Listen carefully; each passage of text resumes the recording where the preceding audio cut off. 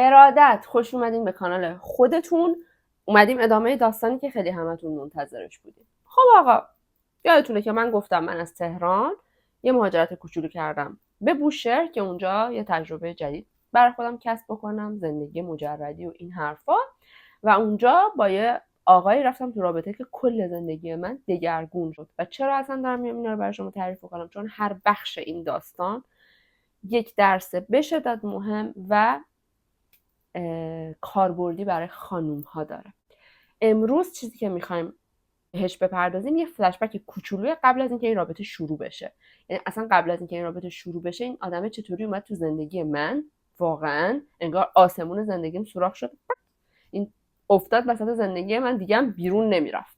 منم از زندگی اون بیرون نمیرفتم، تو نقش قربانی نرم.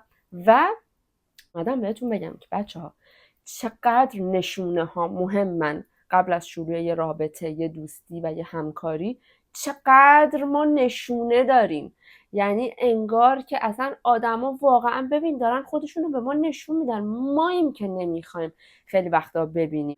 من راجع به خانوما صحبت میکنم، برای آقایون نمیدونم مسئله چطوری کار میکنه، ولی برای خانوم ها حالا هورمونامون، احساساتمون، اون احساس لطیفی که دوست داریم دوست داشته بشیم و اینا، وقتی خدا نکنه وقتی روشن میشه، واقعا مثلا آدم یه نگاه به اکساش که میکنه.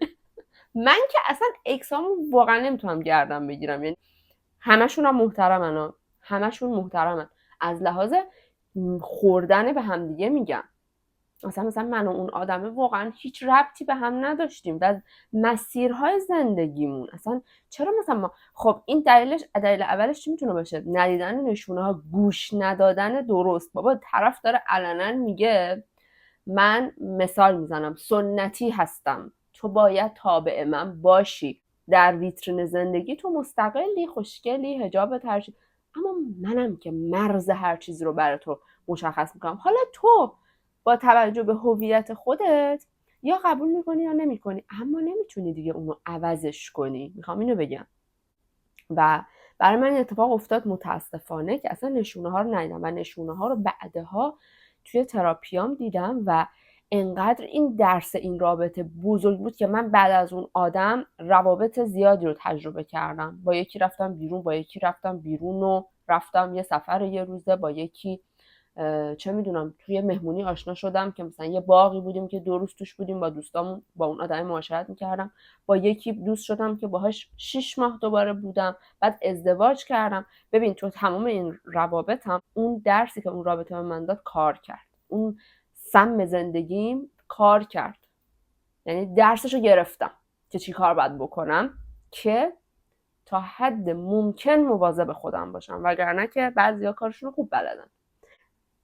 مهم این نیستش بچه‌ها که ما گیر کی میافتیم، مهم اینه که تا فهمیدیم بتونیم بریم بیرون، حداقل بهترین موقع ممکن بریم بیرون. این مهمه، چون تو که نمیتونی کنترل کنی کی میاد تو زندگی، تو چه میدونی تا یه حدی، ولی وقتی میفهمی چی کار میکنی. حالا نشونه ها، من یه استادی رو میشناختم که هنوزم استاد منه تا آخر عمر، اسمشو نمیارم چون میدونم دوست نداره، که الان تو شیرازم داره تدریس میکنه.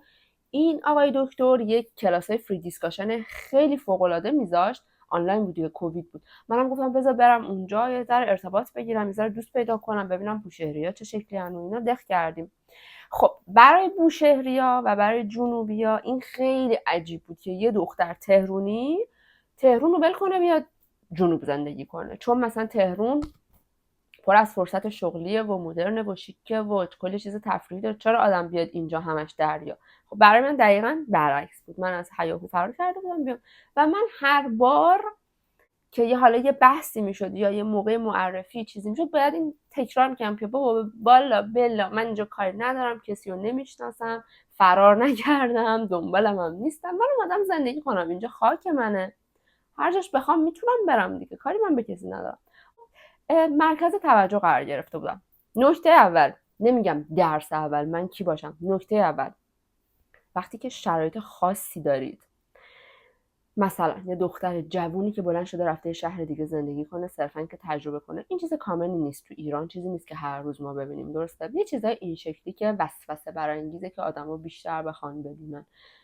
از اینکه مورد توجه قرار بگیرید خوشتون خیلی نیاد بچه‌ها، چون شما دارین به آدم‌ها از زندگی خصوصیتون دیتا میدین. این یه جمله که من اومدم تجربه کنم 1000 تا چیز از شخصیت شما رو نشون میده و آدمی که این براش جالب باشه تا اینجا بسنده نمیکنه، قطعا میاد نزدیکتر که بفهمه تو دیگه داری چیکار کنی و تو مجبوری که پس باز به اون دیتا بدی، به جای اینکه وایسی توی کلاس آنلاین بگی من فلانم، من اینم، من از اینجا میام، من اینم، به 15 نفر که یکیش از وسطش تاکسیک در بیاد بگه آها این مثلا مثال میزنم این اینجا تک و تنهاست، گیرش بیارم دیگه اجازه ننه بابا که نمیخواد، کسی هم که بالا سرش نیست، چی هم که اینجا بلد نیست، این طریق میتونم بهش نزدیک بشم. حواستون باشه وقتی یه کاری رو شروع میکنین، یه حرفه‌ای رو شروع میکنین یا به یه شهری یا کشوری مهاجرت میکنین، اونایی هستن که خیلی بلدن، خیلی سال اون کارو کردن یا خیلی سال اونجا زندگی کردن، میگن بیا کمکت کنیم، از اونا بترسین. توشون آدم مهربونم هست، آدمی هست که کمکتون کنه، اما چرا خودت نه؟ یا اگه میخوای کمک بگیری چرا تا یه حدی نه؟ ببین تو وقتی کمک میخوای بگیری باید دیتا بدی از زندگی خودت و در طول اون کمکه اون آدمه میفهمه تو چه چیزایی ضعیفی، تو چه چیزایی قوی، چی داری چی نداری، چقدر پول داری، بابا چقدر پشتته، چطوری فکر میکنی، هی داری بهش ابزار میدی که بهت ضربه بزنه بعداً. شاید هم هیچ وقت نزنه. به جایش 2 تا سرچ بکن، شروع بکن، برو از محلیای خود همون کشور، خود همون شهر بپرس.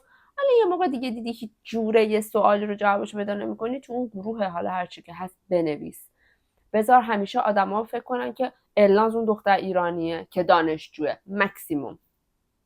البته میگم من اینا رو چی میگه خونه دلها خوردم خودم تا یاد بگیرم. ما متاسفانه خیلی وقتا از اینکه مرکز توجه باشیم لذت خیلی زیادی میبریم. ما دخترها، ما زنای خوشگل و جوون، هممون خوشگلیم، جوونیم، دوست داریم که مرکز توجه باشیم، اما نمیدونیم که برای اینکه مرکز توجه باشیم ما باید دیتا بدیم از شخصیتمون، از علایقمون، از چیزایی که دوست نداریم و هرچی شما بیشتر دیتا میدی داری بیشتر ابزار میدی.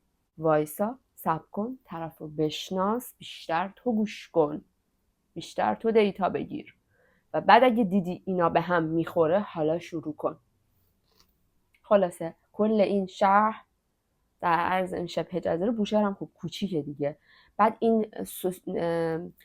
این در واقع جامعه زبان و تیچرا و اینا هم که باز خیلی کوچیک‌تره تو بوشهر، پس دیگه پیچید توی شبه جزیره و اون شهر که یه دختر تهرونی تک و تنها اومده اینجا داره زندگی میکنه و من نمیفهمیدم چه بلایی سر خودم میارم دیگه. خلاصه سرتون درد نیارم، من اونجا با یه خانمی دوست شدم که خیلی دوست خوبی بودش. الان متاسفانه از هم دیگه خبر نداریم، ولی آخرین باری که باهاش صحبت کردم با عشقش ازدواج کرد و رفت امریکا. یه خانم هنرمندیه و این خانم خیلی با من خونگرم بود، خیلی با من دوست شد و گفت این اون مار افعی نیستش که توی ویدیوی قبلی گفتم، نه این به شدت دختر خوبی بودش. گفت آره مثلا من و دوست پسرم آرتیستیم و هنرمندیم و اینا و میریم ساحل عکاسی میکنیم و پروژه میگیریم و میخوایم بریم امریکا و اینا، تو هم اگه دوست داری بیا با ما و بیا با هم زبانم بخونیم. من دیگه گفتم خدا رو شکر من یه دوست پایه پیدا کردم. رفت آمد ما شروع شد تا اینکه همه اینا فلش بک قبل از اینکه اون رابطه شروع بشه، تا اینکه من اون ترم کلاس زبانم تموم شد و من رفتم ترم بعدی یه سری از بچه‌ها عوض شدن، همچنان اون اکیپ حالا که با هم شوخی می‌کردیم بودیم، یه سری از بچه‌ها عوض شدن و اون سم زندگی من، اون اکس ایران من جزء اونا بود. تو این دوران که من میرفتم کلاس زبان یه بار این دوستم به من گفتش که بیا بریم ساحل، من میخوام یه عکاسی هنری بکنم و اینا، میتونم از تو هم عکاسی بکنم، دریا دوست داری؟ گفتم خب بریم. گفت اطراف بوشهر خیلی ساحله بکر داره که دقیقاً هم همیشه. خب من نشستم تو ماشین، این به من نگفته بودش که قراره کسی به ما جوین بشه. بعد گفتش که خب عزیزم اشکالی نداره من یکی رو سر راه سوار کنم. گفتم که خب نه، من فکر کردم دوست پسرشه. دیدم یه پسر اکس هم نیست، بچه قاطی نکنید، یه پسر فوق‌العاده بامزه، بچه همزاد هومن سیدی، اصلا همه بهش گفتن هومن سیدی. انقدر شبیه هومن سیدی بود، همونجوری با نمک. حالا هومن سیدی رو حپلی هنریش کنین، از اینا که شلوار قرمز هنری پوشیده بود، عینک چوبی زده بود، از اینا که منم که خودم یه ذره این شکلی بودم، این شکلی خیلی بامزه است. بعد لهجه بوشهری ها، وای قش میکنم من مثل لهجه بوشهری. اومد و دوستم گفتش که خب فلانی کاریکاتوریست معروف کشور فلان، کاریکاتور نگاه نمی کنم با کمال تأسف، کوتاهی از من زیاد اهل هنر در هنر تصویری نیستم. گفتم که ببخشید شرمنده کم سعادتی من شما رو نمیشناسم دیگه. اونم زد به شوخی و تو مسیر دوباره من این داستان رو گفتم که والا بله من اومدم اینجا زندگی کنم و خبری نیست. میگم پسر خیلی براش عجیب بود و سرتون درد نیارم، چون خود پسره و اتفاقایی که بین من و پسر افتاد خیلی مهم نیست، ولی بعد اپیزود بعدی حتما باید به این آدم ریفر میکردم. من شدم یه ذره ازش بگم. من و این آدمه با هم دوست شدیم، دوست دختر دوست پسر، خیلی چیز خیلی ملو، سلام صبح بخیر و مثلا حالا اگه بودی هم نبودی هم هفته بعد هم دیگه این شکلی. ارتباط من با این پسره خود نزدیک تر شد. این پسر شروع کرد منو به دوستاش معرفی کردن که خیلی هم مثلا گردنشو باد کرده بود که بیا من تو رو میخوام به دوستام معرفی کنم، این اینه اون اینه. نشونه بعدی بچه‌ها، پسری که دوستاش چیت میکنه. این یک فکته به نظر من، چون شما داری هی دائم اینو میبینی که اتفاقی نمیفته، رابطش داره مثلا دو طرف کار میکنه یا مثلا اون یکی هم نمیفهمه، میبینی که چقدر حال میده.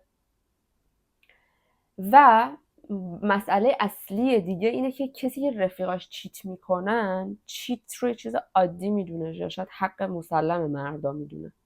حواستون به نشونه ها همیشه باش. حتی اگه یک نفر تو اون جمع چیت میکنه، احتمال اینکه پارتنر شما هم به شما چیت بکنه بالای 70-80% میشه، چون داره اینو هی میبینه در زندگی روزمره. خب ما رفتیم و یه آقای با پارتنرش بود و گفت من زن دارم و زنم تو خونه خوابه. و من اون موقع طرز تفکرم چی بود؟ که هر کسی زندگی خودشو داره. الان بلند میشم از اون جمع میرم، الان میگم تو غلط میکنی در حق یک زن دیگه که من اصلا نمیشناسمش. خب در حق یک زن دیگه این کارو کردی، داری میای اینجا میخندی به من میگی پس منم شریکم، اونم شریکه، تو هم شریکه، و پا میشم میرم. اما اون موقع بچه تر بودم دیگه، این قضیه دقیقاً 5 سال پیشه. اون موقع شکلی بودم که زندگی هر کس به خودش مربوطه. یکی از مسخره ترین جمله ها، زندگی هر کس به خودش مربوطه. به نفع خودمون میخوایم برگردونیم ما، زندگی هر کس به خودش مربوطه، اما اثر کارهای ما رو هم دیگه میاد. حتی یه آدم مجردی که تو خونه مجردیش تنها زندگی میکنه رو طبیعت و محیط زیست اثری داره. ما رو هم اثر داریم. اینکه به هم ربطی نداره با اینکه رو هم اثر داریم کلا فرق میکنه. اینکه به هم ربطی نداره یعنی من بیام به تو نصیحت بدم بدون اینکه تو از من بخوای آقا چرا زن داری، دوست دختر داری فلان، ولی اینکه من نخوام اون جایی باشم که تو هستی چون تأثیرش روی روان من، رابطه من میاد، اون اوکیه. الناز امروز بره توی جمعی که بدونه و اعلام بشه که یکی داره چیت میکنه، اون جمع رو ترک میکنه، با همشون هم قطع رابطه میکنه، چون داره چیت اونجا عادی سازی میشه، نرمال سازی میشه به هر نحوی، و من اونجا نمیخوام باشم. حتی اگر یک زن هستش که داره چیت میکنه بچه‌ها، مثل دزدیه، مثل دروغ گفتن و غیبت کردنه.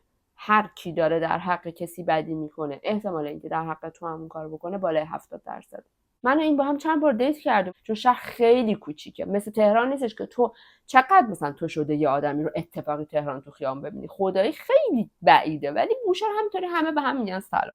ولی این مثلا با من راه میرفت در سطح شهر، همه به ما سلام میدن، سلام آقا، سلام آقا، سلام آقا، چون مدرسه هم تدریس میکرد. نشونه بعدی، کسی که همه بهش سلام میدن، جلوش دلا میشن، بهش خیلی زنگ میزنن، خیلی دعوتش میکنن، لزوما اصلا آدم خوب و کولی نیست. میگه همه دوستش دارن، همه بهش احترام میذارن.